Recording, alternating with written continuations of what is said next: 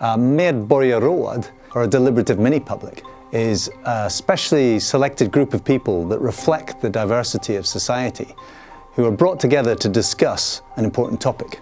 It's a process that's used around the world, but we haven't used it very much here in Sweden. So we've taken a lot of inspiration and learnings from seeing how climate assemblies have been run and what's happened with them in other countries. And the experience shows that when you bring together these groups of randomly selected citizens, it shows that people are really smart, and when people have the time and access to information and time to exchange with one another, they can really think deeply, they can have sophisticated conversations, and they can come up with well-formed recommendations.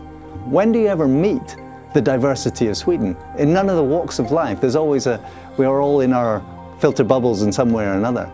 But on the 9th of March, when these people come together, that group of people will look more like Sweden as a society than any other kind of gathering of Swedes that you'll ever come across.